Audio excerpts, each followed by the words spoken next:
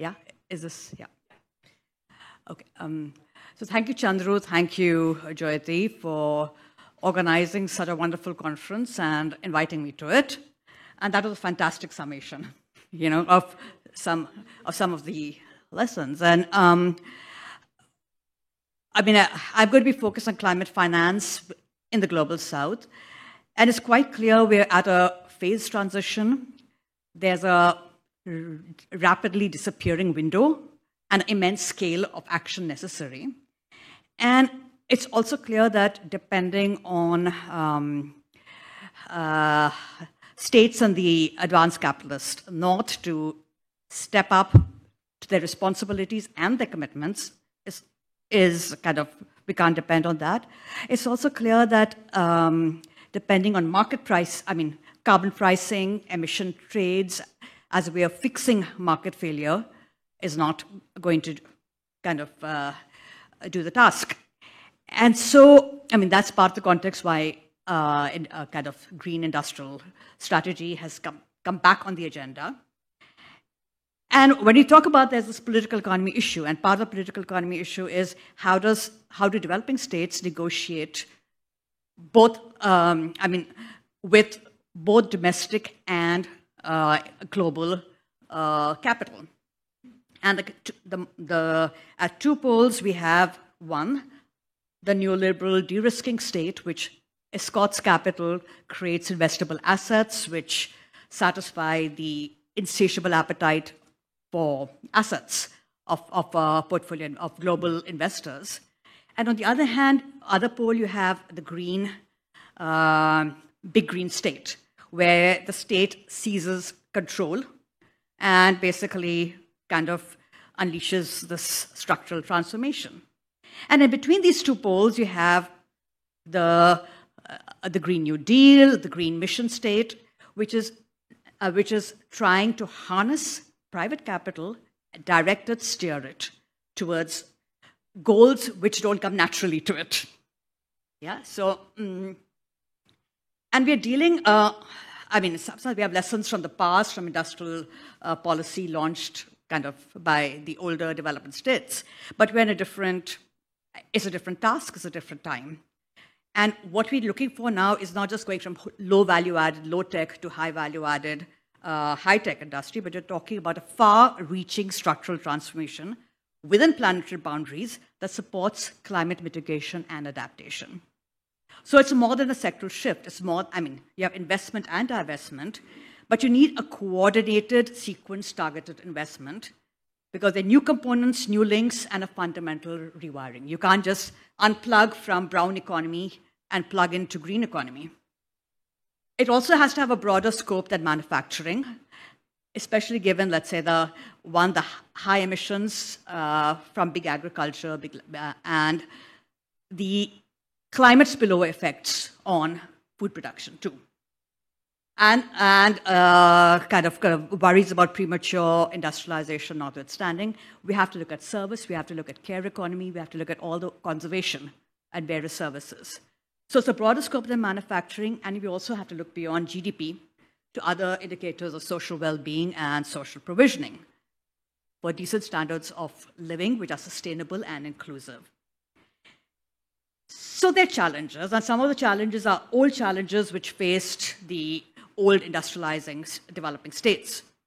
One is dependence, and now to financial, technological, and import dependence, we also have the new context where developing countries have become global pollution havens and are subject to green extractivism. There's the issue of sectoral imbalances, which used to be in the form of industry agriculture, heavy industry, consumption industry. But now it's also have to deal with the spillovers of any kind of industrial strategy or any development strategy on environment. There's the issue of democratic deficits, which plagued the old industrial strategy, but now compounded by the fact that not only do you have unequal emissions across households, as shown by Pollen, within developing countries, you also have unequal impacts even within countries on populations living with the poorest being subject to the most kind of destruction of livelihoods. You have technological bias because capitalism is inherently labor saving, and this went against the labor surpluses of developing countries, but is also inherently nature depleting. So you have to go against the grain of capital's kind of inherent tendencies. Then you have the carbon capital barrier. The fact that you have big fossil fuel users who have entrenched interests, big lobbying power, which actively obstruct. Finally, the finance gap and the limited fiscal space. And the point is not only that, that the funding, especially private funding and funding from the North, is severely inadequate, it's skewed towards developed countries rather than developing countries. And there's more public rather than private, and towards climate mitigation rather than adaptation. And it's primarily in the form of debt. So we've talked about these numbers, that about 2.4 trillion is needed annually. 1 trillion needs to come from external sources. But just think of the total assets with global financial institutions. It's about 461 trillion in 22. But this private financial system continues to channel funds to fossil fuels and has been kind of stoking its growth. So the problem is not one of capacities, but that the contemporary financial system is not fit for the purpose. Its logic doesn't conform to green goals.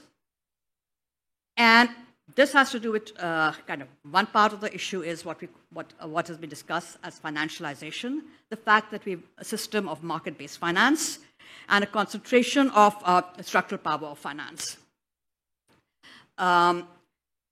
Second, finance is decoupled from funding production and building productive capacity and is directed disproportionately to accumulating financial assets and real estate. So there's the shortism, what's called the short-termism, the tragedy, the horizons. You look at short-term financial risks, but you don't see the irreversible long-term climate risks. You also have the double materiality. It isn't just that finance, affects, climate risks, transition, physical and liability risks affect financial stability, but the financial system is actively stoking climate risks. And the radical uncertainty and the systemic risks, they are just not being addressed in the current framework. The second issue is that of financial subordination. Again, something talked about. There's a dependence on dollar liquidity. Developing countries, the global south, is imbricated in global financial cycles originating in financial sectors in the north, the US in particular, and what has been called the Wall Street consensus. So you have the dominance of not just global banks, but asset management funds, and there's this portfolio glut. And the de-risking agenda has been kind of usurping any green agenda to service this appetite for investable assets. And when you do this, you basically entrench and validate the status quo. The problem for developing countries is that there's a higher cost of capital and the problem of debt. There's this vicious cycle of climate shocks and sovereign debt, the climate investment trap, again, which has been discussed, so I'll move ahead.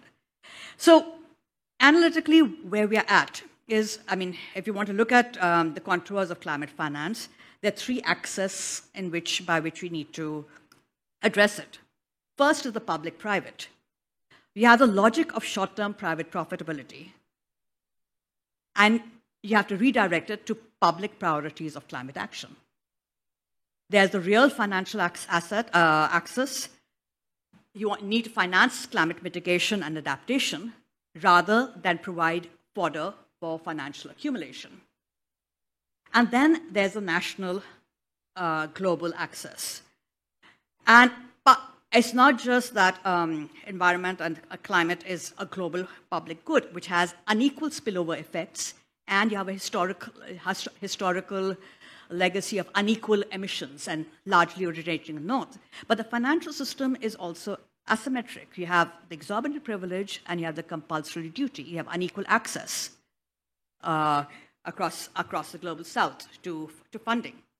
So these are the three axes. And when you look at this, it's clear that you have to begin, any project has to begin at the local, national level.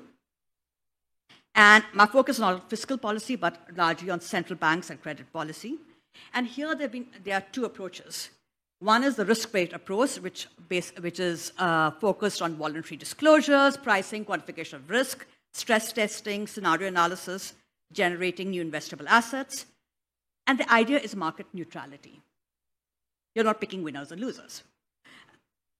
And this, again, is an approach which entrenches the status quo, which validates the mandates of global finance. In contrast, you have the green allocative finance approach. Finance is not neutral. There's a political economy of finance. It structures powers. And these risks are not amenable to simple quantification. And finally, investor behavior is not rational. It isn't that you have voluntary disclosure and they're going to respond to those. So here, the policies are basically, you have central bank credit policy, and I'm going to kind of run through this. The central banks can use their balance sheet. We saw that with quantitative easing. It's used largely to protect financial markets, but it can be used to promote green kind of investments. And here it has to be not just limited to banks, but it has to address kind of asset management funds and the system of market-based finance. Then you have direct credit guidance and allocation. You have things like price incentives, interest rate floors, ceilings, etc. And you have quantitative control. So you have incentives, you have penalties, and you have mandates. Finally, you have reserves. Reserves which are being stockpiled to protect developing countries from kind of the volatility of capital flows. Instead of using them in sovereign wealth funds, according to the Santiago principles, which again privileges financial returns, we could think of green sovereign funds.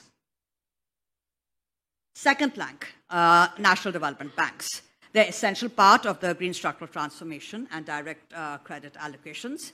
They're a source of patient, committed finance. And there's a greater possibility of investing in productive, publicly, democratically mandated purposes. They have a higher rate of effectiveness in mobilizing private finance. They can be incubators or critical hubs that subserve green goals. But most important, they can be countervailing forces to the overarching logic of financialization, the speculative return mandate.